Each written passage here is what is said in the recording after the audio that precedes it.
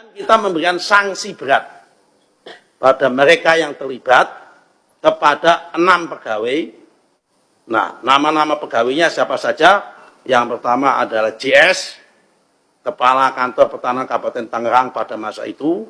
Kemudian ET, ex-kepala seksi. Halo guys, assalamualaikum warahmatullahi wabarakatuh. Selamat datang kembali di channel Reaksi Mas DU. Ya, seperti janji kita di video sebelumnya, kita ada pembahasan menarik ya tentang pertanyaan jumlah pihak ya. Yang menanyakan nih nggak cuman masyarakat Indonesia, tapi tokoh-tokoh penting ya, tokoh-tokoh besar seperti Pak Yusuf Kalla ya, dan seperti Komjen Purnawirawan Susno Duaji dan orang-orang lainnya yang mempertanyakan kenapa sampai hari ini, sampai detik ini belum ada yang ditangkap ini ya, yang berkaitan dengan pagar laut yang viral ini ya. Kenapa ini ya? Ini Pak Yusuf Kalla sampai terheran-heran ya. Oke, gimana selengkapnya? Ikuti terus video ini sampai selesai. Dan buat kalian pendatang baru, jangan lupa berikan dukungan Anda dengan cara klik subscribe ya. Yuk kita langsung aja nonton di TikTok seperti biasa. Kita juga tampilkan nama akunnya di TikTok sebagai bentuk kredit kita untuk pemilik atau pengunggah video ya. Oke, yuk kita mampir 1, 2, 3 go ya. Lanjut saja ke pernyataan Pak Yusuf Kalla. Ini di akun TikTok Arari Akuke. Kenapa tanggapan itu kan tentang pagar laut tadi pagi? Saya kan sudah katakan tadi bahwa polisi alhamdulillah dalam waktu 2 hari bisa tangkap orang yang dipotong lehernya. Tapi ini 30 km tidak ada yang tahu siapa. Ini gimana? Itu aja cukup ya. Siap ya Pak. Karena saya sudah makan sendiri. Terima kasih banyak Kak. Terima kasih ya Pak. Kita Nggak masuk akal ya. menyelidiki terkait dengan apa-apa aja yang di lapangan, ada tindak pidana atau tidak, tapi karena sudah diambil oleh KKP, kita tunggu aja dari KKP ya. Gitu. Sementara kita belum temukan adanya tindak pidana dan sekarang ranahnya masih di KKP ya, kita tunggu aja. Ya, itu tadi ya. Alasannya karena nunggu dari KKP gitu ya, dari Pol Airut ya kan. Kalian jangan anggap kan ini lautan, nggak ada, itu ada polisinya juga ya. Itu tadi yang diwawancara ya. Nah, ini dari akun TikTok Arari Aku Ketiga. Panjang banget ya guys ya. Kalian bisa ikutilah di sana pokoknya ya. Oke, lanjut ke tokoh-tokoh yang lain ya. By name, by address ada jelas, datanya ada, buktinya ada. Kenapa nggak ditangkap sampai ke otak pelakunya? Saya yakin, seyakin-yakinnya bahwa ini adalah proses pemiskinan secara sistematis. Tidak hanya pemiskinan, tapi penggusuran dan pengusiran pribumi secara sistematis dan masif. Jadi kalau dikatakan ini mensejahterakan siapa? Tambah memiskinkan. Kita itu harus waspada terhadap semua proyek-proyek warisan Jokowi. Semua yang berlabel PSN ini harus dikritisir. Merasa diteror setiap hari, rakyat makin lama ditekan, makin lama ditakut-takuti. Mereka juga nanti akan ada sampai pada satu titik kulminasi tertentu. Mereka nanti akan berontak berani. Jika kemarin misalkan ada dikerahkan TNI 2000 personil. Ya. Nah, selama ini preman-preman bayaran tuh minggir. Nggak ada. Rakyat dia happy. Oke, karena sudah ada TNI. Karena sudah ada TNI kan. Selesai. Lalu kemudian nanti malamnya didatangi satu-satu. Diciptakan lagi teror-teror baru. Jadi malamnya datang lagi preman. Malamnya datang lagi. Tidak cuma preman, aparatur desa, kemudian ya aparat dari kesatuan tertentu. Gitu. Nah ini apa ini? Jadi masih berlangsung. Masih berlangsung. Jadi kalau tadi pertanyaan abang, apakah mereka sudah mulai berani? Keberanian itu sudah mulai ada. Oke. Ketok tular. Tetapi juga mereka tetap berusaha untuk menimbulkan, ya menekan itu dengan menimbulkan ketakutan-ketakutan lagi. Oke. Nah, by name, by Oke, address itu sekilas saja ya. Intinya kan dari sertifikat aja ada ya kan, nama pemilik sertifikat tuh ya yang bermasalah itu ya, yang di bawah laut itu ya. Alamat ada, by name, by address ada. Masalahnya berani nggak? Lama bener ya, belum ada yang dipanggil nih. Ya. Lanjut. Jadi kita salut kepada Kementerian ATR BPN ya, kementeriannya Pak Urison dengan menteri yang luar biasa terbukanya. Betul-betul Pak Nusron ini memihak pada rakyat. Jangankan 200 sekian puluh sertifikat itu dibatalkan karena cacat, karena faktor melanggar hukum, satu saja cukup gitu. Ya, apalagi tadi sudah 51. Karena itu pasti alas haknya adalah surat-surat atau dokumen palsu. Mengapa dokumen palsu? Ya jelas nggak mungkin punya tanah di situ dan sebagainya. Jadi berpatokan kepada pembatalan yang dilakukan oleh Kementerian ATR BPN, entah satu sertifikat, syukur kalau semuanya itu sudah bisa dijadikan sebagai salah satu alat bukti bahwa telah terjadi tindak pidana pemalsuan. Kalau pemalsuan itu diikuti dengan tindak pidana suap, maka itu menjadi tindak pidana korupsi. Sekarang siapa pelakunya? Ya pelakunya jelas itu mulai dari si lurah itu tadi, lurah ngotot itu tadi, lurah mana itu Kohot. Nah, lurah Kohot dia udah ngaku pasti dia ngeluarin dokumen itu. Kemudian siapa lagi? Usut saja siapa yang nerima. Ya, yang nerima misalnya Agung Sedayu dengan anak perusahaan Intan Agung Makmur. Ya nggak mungkin lah nenek moyangnya punya tanah di situ. Kalau nggak mungkin nenek moyangnya punya tanah, dia pasti beli. Belinya pasti nggak beres. Notarisnya pasti kena juga itu. Nah, jadi udah gampang usutnya. Usut saja bisa dari dokumennya ATR, kemudian bisa juga dari mulai siapa yang memagari itu, siapa yang membayar, siapa yang nyuruh, duitnya dari siapa, kemudian terkait dengan perusahaan apa. Sudah terang benderang ini, seperti makan siang pakai lampu petromak. Dukungan perintah presiden sudah ada.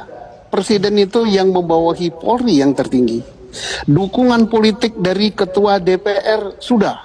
Dukungan dari Komisi 4 sudah. Dukungan dari Kementerian ATR sudah. Dukungan rakyat sudah. Dukungan peraturan perundang-undangan sudah. Nah, kalau masih tidak juga dilakukan, berarti ada suatu kekuatan yang bisa menggeser dukungan-dukungan tersebut. Kekuatan apa itu aku tak tahu. Ya, kita contoh saja Kementerian ATR BPN ya. Berani, dia nggak pakai senjata. Dia tidak bisa nangkap, tapi dia berani. Lah malulah institusi yang diberi kewenangan oleh rakyat melalui undang-undang boleh menangkap, punya senjata api, boleh segala macam melakukan upaya paksa, tapi diam saja. Nah inilah yang harus kita ungkap ini. Mengapa diam saja gitu kan? Oke, itu dari Pak Susno 2J. Nanti ada lagi guys ya. Kita lihat aja di berikutnya. Tapi kok kesannya aparat masih diam ya Pak ya? Ini yang membuat bingung. Yuk lanjut.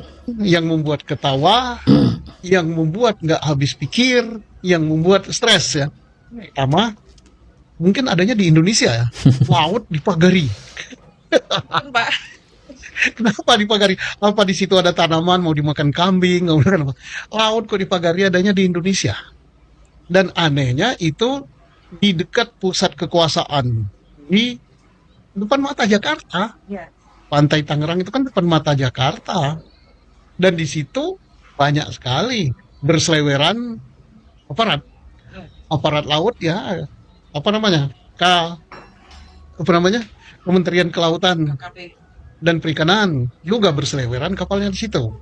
Angkatan Laut yang menjaga kedaulatan laut juga berseleweran di situ. Polisi air juga, Bakamla juga, kemudian segala macam lah pusat kekuasaan. Sepi ramai banget, tapi sepertinya nggak tahu, baru kaget terakhir ini. Udah pagar, atau pura-pura kaget gitu. Aneh ya. Memagari laut itu sebenarnya tidak boleh. Kita kan ada undang-undang. Kita telah meratifikasi konvensi internasional UNCLOS. Kita sudah punya undang-undang tentang perairan, bahwa laut itu tidak boleh dimiliki. Di laut itu nggak bisa dikasih sertifikat itu. Laut itu untuk kepentingan umat manusia sedunia. Ya, jadi aneh kalau laut dipagar. Hebat benar yang magari ini. Atau mungkin ada hubungannya dengan rencana reklamasi, Pak?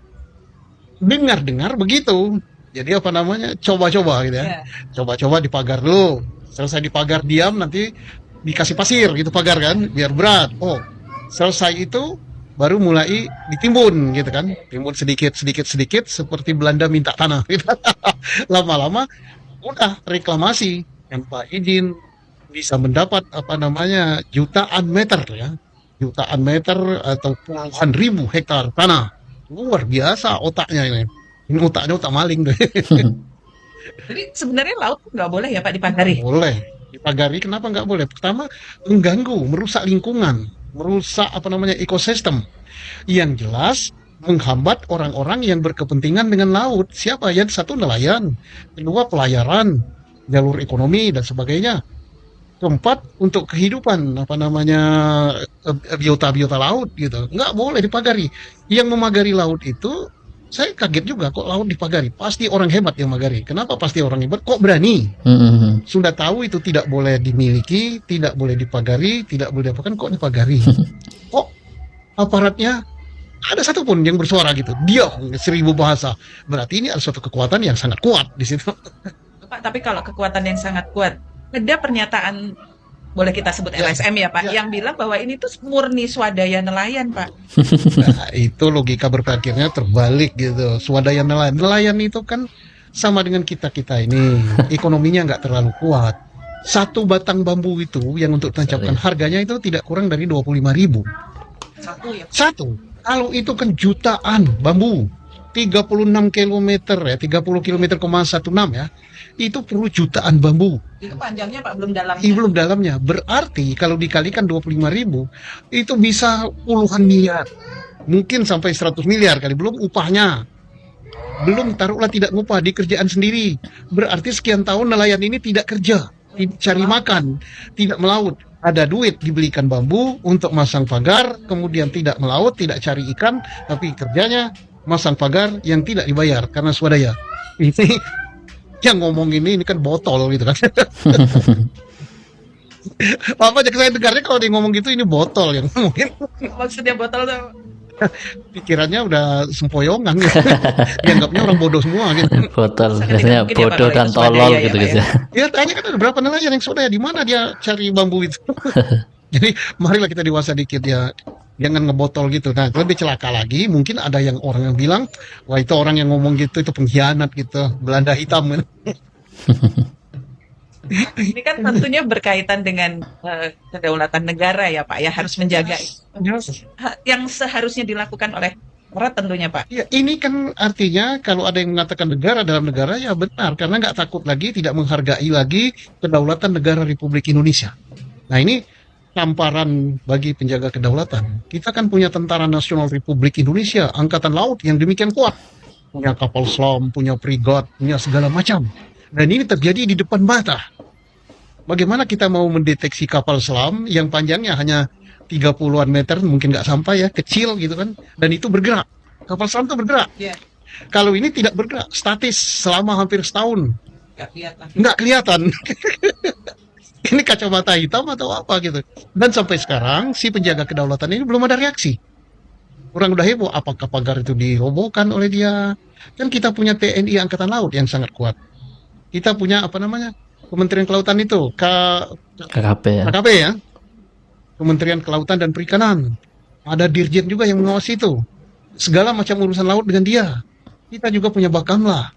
Kita punya juga polisi air yang keluyuran di air itu. Tapi diam semua. Nah, kita punya juga Kementerian Perhubungan. Di situ ada Dirjen Perhubungan Laut yang juga menjaga keselamatan pelayaran dan sebagainya. Kok kalau ada pagar sampai sekian, diam. Nah ini yang membuat rambut saya bisa rontok. Kok bisa gitu ya? Justru yang peduli itu para nelayan. Berteriak, lapor, kemudian akhirnya orang kok laporan tidak ditanggapi, teriakan tidak tanggapi gitu. Dan ada terakhir Kementerian KKP ya. Tapi aneh juga yang masang segel ya. Yeah. Ini atas perintah presiden, sailah memalukan. Sampai seorang presiden harus Ngurusi pagar, mestinya walaupun itu perintah presiden nggak usah ngomong ini presiden. Lah orang nanya selama ini kemana lo? Pantas ini pagarnya sampai 30 Iya. km, lu diam aja. Baru berani setelah Nunggu perintah presiden. Diperintah atau tidak diperintah oleh presiden, Kementerian Kelautan, Pak Menteri Iya. dan Pak Dirjennya itu melihat itu di depan mata, baru 10 meter aja udah harus diingatkan. tapi kok kesannya aparat Oke ya, itu kenapa harus nunggu perintah presiden ya? Harusnya Pak Menteri punya inisiatif tuh ya. Aduh, oke lanjut aja guys ya. Di samping perampasan tanah rakyat dan tanah negara oleh perusahaan ini, juga perampasan laut. Karena laut itu dipagar. Ada aparat polisi tanya kepada saya, ada apa kau tanya? Kapolres tanya, izin siapa di tempat ini Pak, katanya. Ya izin yang punya tanah, saya bilang. Di sini apa yang bisa saya simpulkan? Polisi pun berpihak kepada pengusaha hitam ini. Kemarin saya dengar kepala desa bagi-bagi beras kepada rakyat di tempat itu. Katanya beras dari Aguan. Inilah aparat desa, bukan bela desanya, dia bela rakyatnya, tapi dia bela perampas lahan rakyatnya. Terjadi di Kerawang, terjadi di Surabaya, terjadi di Kalimantan Timur, terjadi di Lampung, terjadi juga di Rempang, terjadi juga di Sumatera Utara. Walaupun pelakunya berbeda-beda, tapi semua pengusaha. Aguan CS, ini negeri-negeri bersama. Jangan bikin tentara sendiri, karena saya tahu Anda mempunyai tentara sendiri yang kemarin mengganggu kita. Pagar laut itu ilegal, kriminal. Dan untuk nyarinya saya beritahu Pak, Bapak aparat, itu nggak butuh 1 hari menangkap penyandang dana, koordinator di lapangan, dan proyek yang mengerjakan pemasangan pagar bambu, termasuk kontraktor yang merampas tanah dan menguruk tanah tadi. Nggak butuh 1 hari, sudah tercatat di rakyat di semuanya. Di samping perampasan tanah rakyat dan tanah negara oleh perusahaan ini. Ya, jadi sebenarnya nggak 1 hari udah ketahuan ya katanya, kata Pak Danjen Kopassus ya, Sunarko ya. Ini kenapa kok bisa lama banget ini ya? Lanjut guys ya. Saya nggak ngerti, Mas boleh kesini dulu nggak? Kita bicara. Saya tidak mengerti kenapa Mas mengikuti kapal kami. Ini ya. Punya apa Pak? Petugas dari mana Pak? Pantai Indah Kapuk. Ini tidak bebas, jadi ini punya Pantai Indah Kapuk lautnya. Nelayan mau kemanain bro? Nelayan mau kemanain? Loh, ini apa? Mendekat saja nggak boleh kamu. Kamu merampas nelayan kalau begitu. Ini yang dilakukan beberapa kali terus membunyikan sini. Padahal ini adalah laut milik Negara Kesatuan Republik Indonesia. Kita bebas untuk kemudian mengarungi laut kita sendiri. Tapi dikatakan tadi adalah keamanan dari pihak Pantai Indah Kapuk yang tidak memperbolehkan untuk kapal nelayan pun mendekat begitu. Bahkan ini tidak bersandar ya ke proyek reklamasi, hanya mendekat saja atau mengitari saja. Ini sudah menjadi masalah. Dan sampai sekarang pun patroli tidak mau mendekat ke kapal nelayan untuk berkomunikasi dengan baik-baik dan menjelaskan mengapa tidak boleh mendekat ke arah atau paling tidak mengarungi Teluk Jakarta. Dibunyiin lagi sirenanya. Saya nggak ngerti. Ini rekaman dari TV One sudah beberapa tahun yang lalu. Cuman ini sekedar menggambarkan aja ya. Ini di proyek reklamasi Pik 1 ya kayaknya. Jadi di lautan, di perairan umum guys ya, ini laut milik NKRI ya. Jadi mereka pun seperti yang dibilang Pak Sunarko tadi, ada tentara, punya tentara sendiri, ada polisi sendiri. Mereka seperti punya polisi sendiri gitu loh.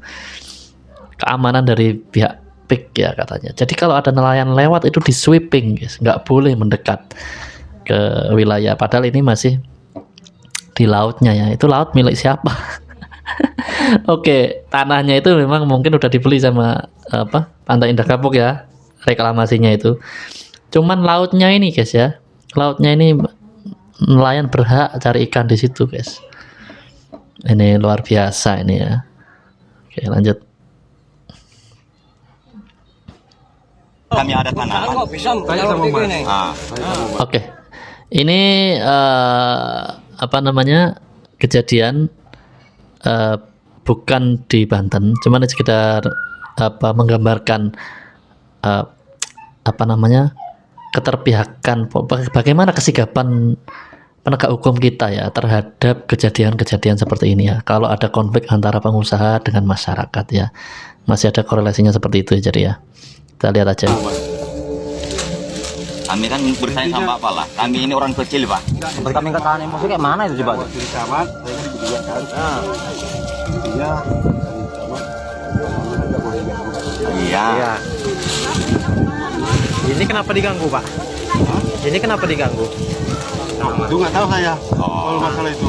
Kan termasuk diganggu ini. Tahu, Pak. Termasuk diganggu. Kalau mengganggu kan berarti mencuri, Pak. Berarti mencuri. Ya kalau masyarakat ganggu kayu kertas kriminal, tapi kalau perusahaan ganggu masyarakat bagaimana Ya, hukumnya? pada intinya kalau masalah perusahaan saya tidak bisa ikut campur. Jadi kenapa Bapak ada di sini? Ya ikut campur kenapa di situ? Di sini saya supaya tidak ada keributan. Nah, sekarang sudah ribut. Yang memancing keributan itu perusahaan, Pak, bukan kami loh. Petani.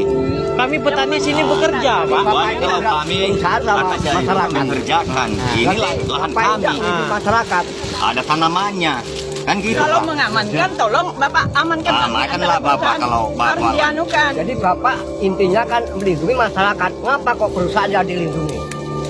Mantap pertanyaan. Ya, Bapak kan Sekarang Bapak ada di mana? Diam aja. Nih, tanaman kami sebab. Ya Bapak kan tahu Bapak ini lahan kami. Nah, udah tanam Udah tahu tanaman, udah tahu sendiri Bapak ini. Iya. Kan gitu, Kan Pak. sudah ada Bapak sudah ke camat. Kan? Kan sudah ditangkap itu. Iya. Jadi Tapi kenapa alatnya masih bekerja? sana lagi. Nggak boleh kita Kami Kenapa? uang makan kami nggak ada, Pak. makannya susah. Ya, apalagi ke sana, Pak. bolak-balik ke camat terus. Jadi Bapak mendengarkan di camat itu harusnya kan nyekopi alat ini. Ditentukan. Nah, masa bagian tanah polisi juga ini kan? Kan sudah ada orang desa. Ini yang nama kejahatan, Pak. Polisi semua itu ikut. Namanya kejahatan ini. Ini kan Kriminal ini, Pak. jatuhnya mencuri tanah, Pak. Nah, merampok terang-terangan. Merampas. Merampas, merampok, mencuri. Iya, Kan sudah digarap masyarakat dari hutannya dulu. Udah berapa kali? Jadi apa tangkap aja? Ya ini kan sudah kami ini katanya diproses dulu katanya masih nol. Nah, kayak kemarin tuh di camat lah katanya nggak dikerjakan lagi ada tanaman. Ini kan ada tanaman, Pak. Tolong Bapak lah, Bapak kan tahu. Apa perlu kami bayar polisi biar ditangkap, Pak? Apa perlu kami bayar juga polisi biar polisi mau menangkap perusahaan ini, Pak? Bayar apa? Bapak di sini dibayar nggak? Gimana? Bapak di sini dibayar nggak? Kata siapa? Yang jelas di sini, memang saya di sini untuk di tempat di PT ya. Tapi bukan sama. Atas sama siapa, Pak? Kamu namanya siapa? Keceplosan PT. Nggak usah nanya nama, Pak. Bapak siapa namanya? Mana nama Bapak? Itu udah ada, Mana? udah ada namanya. Udah masuk di rekam. Nggak usah nanya, Pak. Di sini saya juga sini bukan mesti saya tinggal di PT, saya sebelumnya ke PT. Terus? Yang jelas di sini siapa yang benar? Nah, sekarang siapa yang benar, Pak? Coba Bapak lihat. Siapa yang benar? PT atau kan masyarakat? Saya tidak bisa mengasih. Tadi bilang yang benar. Sekarang mana yang benar? Yang benar itu kan dari orang camat. Dari mana? Saya nggak bisa Apa menyampaikan. camat sudah mengizinkan ini, Pak? Gimana? Udah diizinkan sama camatnya nih? Nah, sebetulnya kalau untuk seperti ini nggak usah saya sebetulnya untuk ngomong.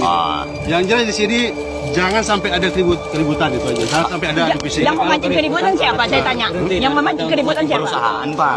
Siapa? Tanaman masyarakat dihabiskan. Umas kalau untuk masalah perusahaan-perusahaan ini, Umas yang punya yang bisa nyampaikan. Salah aja tak berhenti, Pak. Di TNI, di Polri, juga di batalion kalau TNI aku. Jadi tahu, kalau polisi kalau PT itu ngepam. Dapat gaji dari pemerintah, dari PT dapat juga, Pak. Aku di Palembang itu. Saya boleh tahu nggak, Pak? Pak. Saya sudah, itu kayaknya kesana juga sudah sering ketemu. Pak. Berarti intinya Bapak dibayar di sini ya, Pak? Tenang dulu. Ada nggak waktu sana tuh saya ngomong? Memang nggak ada, Nggak Pak. ada kan? Nggak ada, Pak. Ada nggak saya ngomong masyarakat, woi kalian nggak boleh sini? Nggak ada kan? Ada kan? Cuman itu aja kami sama Bapak. Bapak sekarang ini di tengah-tengah Bapak kan PT. tahu. Di perusahaan, makanya kami Kalau Ini gini, Pak. Gini, Bu. Pak, saya ya. Wewenang saya sini ya, di sini untuk pengamanan. Pengamanan itu supaya tidak ada keributan di Nah, sini. sekarang kan sudah terjadi keributan nih, Pak. Apa tidak keributan nih namanya ini? Belum. Hah? Apa belum? Belum ya, Pak? Belum. Belum. Jadi harus bagaimana kami supaya ribut? Tanaman kan dihasilkan kayak gini, Pak. Cegah supaya jangan ada keributan. Jangan digarap. Kebun Berhenti kan? kalau nggak digarap ya nggak ribut. Kan gitu, Pak. Kalau digarap kebun kami ya kami ribut. Pak, saya mau tanya, Bapak kan di sini sebagai pengaman, boleh tidak saya lihat kartu anggota Bapak? Kami di sini sebagai menyaksikan kartu anggota Bapak. Biasanya kalau polisi ada terus, Pak. Kenapa tak bisa? Kenapa? Itu bukan hak ibu itu. Bukan, memang tidak hak kami, tapi kami masyarakat sini pengen melihat. Namanya. Jadi ikut. Oke. Kami ada tanaman. Ini nggak tahu kejadian di mana, tapi ini cukup mewakili ya. Jika ada konflik antara pengusaha dengan masyarakat, dan kalau kejadian seperti ini sungguh miris ya. Menurut masyarakat ini keterpihakannya lebih condong ke pihak perusahaan ya. Tapi ditanya mana yang benar juga beliau nggak bisa jawab juga ya. Ya nggak tahu lah, kalian ada komentar tulis di kolom komentar ya. Lanjut. Organisasi apapun yang dibentuk untuk memberantas korupsi tidak akan pernah mampu. Sekarang polisi ada bidang korupsi, nggak bakal mampu. Korupsi itu bukan cuma persoalan audit. Audit itu kerjanya cuma ngeluruskan, dan ini sesuai dengan aturan. Korupsinya bukan di sono. Korupsi di sini nih. Korupsinya itu adanya di under table money. Ada di side streaming. Ada di kickback tuh kalau istilah main bola tuh. Ada side streaming, ada tendangan pisang. Tidak akan pernah berhasil. KPK sekarang pimpinan baru nggak bakal berhasil. Tidak bakal berhasil. Ini mantan ketua KPK yang ngomong. Saya bertanggung jawab. KPK yang sekarang pun yang baru dipilih kemarin, Dewas, tidak akan pernah berhasil. Ayo, siapa mau melanjutkan pertanyaan ini? Ayo, siapa yang berani melanjutkan pertanyaan ini? Bertanya kepada saya, mengapa mantan ketua KPK mengatakan bahwa pemberantasan korupsi tidak akan pernah berhasil? Walaupun ketua KPK-nya udah ganti, saya samperin yang berani ini. Anda dari mana? Ya, PPA, bekas BPPN ya, aset. BPKP, Pak. Oh, BPKP Dulunya, Pak. Anak buahnya apa? Ya, Pak. Kenapa? Tadi kan udah jelas, Pak, tidak akan berhasil. Kenapa baru sekarang Bapak ngomong begitu? Ya. Kenapa tidak pas menjabat Bapak mendeklar bahwa KPK tidak akan bisa memberantas korupsi? Itu aja, Pak. Mantap. Pada waktu itu pun saya masih bingung. Kok nggak berhasil ya gitu? Jujur aja. Bingung saya. Berapa menteri, berapa jenderal, berapa gubernur saya tangkap, nggak berhasil. Nggak berhasil. Silakan aja jilid pertama. Anda tahu sejarahnya KPK itu. 3 bulan pertama kami rapat di restoran demi restoran, pindah. Bayarnya gantian. Tuh, 3 bulan pertama. 3 bulan pertama setelah dilantiknya kapan? 29 Desember. Anda bayangkan 29 Desember. Kantor aja udah tutup.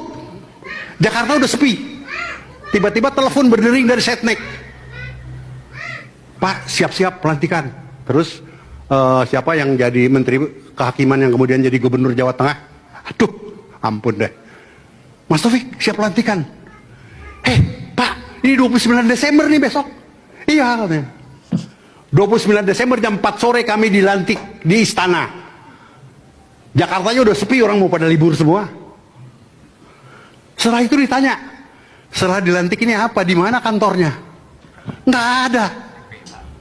Akhirnya kita berlima, saya Taufik Ruki, Eri Diana Harja Pemekas, mantan Dirut Timah, Tumpak Katorangan Pangabean, Kajati Kalimantan Barat kalau nggak salah, Amin Sunaryadi, auditor di BPKP, dan Sahrudin Rasul, juga auditor di BPKP.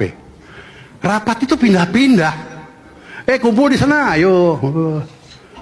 Hampir 3 bulan. Sampai akhirnya kami dapat pinjaman gedung di Seknek, bekas Kementerian Kelautan.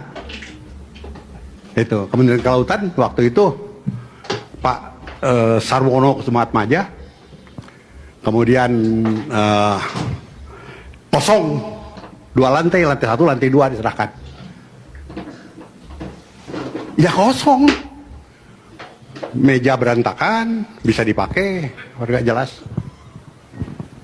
6 bulan kami mulai menata kerja di nol, paksa kerja dan mencoba menangkap, mencoba melakukan action. Gubernur seingat saya 2, menteri, jenderal pensiun tentunya, jenderal pensiun.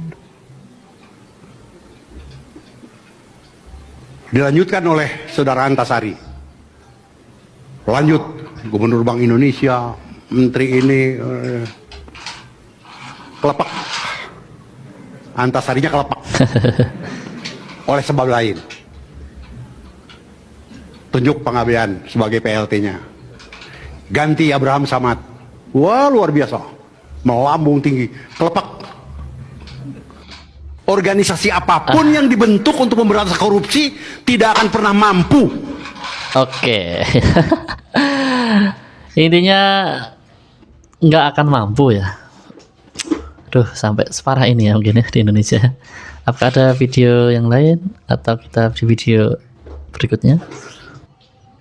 Nah, kemudian kita memberikan sanksi berat, pembebasan dan penghentian dari jabatannya pada mereka yang terlibat, kepada 6 pegawai, dan sanksi berat kepada 2 pegawai.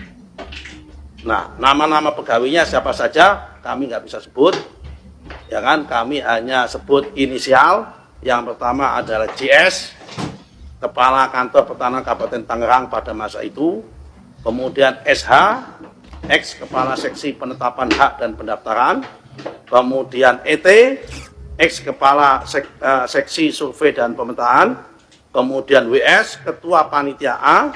Kemudian YS, Ketua Panitia A. Kemudian NS, Panitia A. Kemudian LM, ex Kepala Survei dan Pemetaan setelah ET. Kemudian KA, ex PLT, Kepala Seksi Penetapan Hak dan Pendaftaran.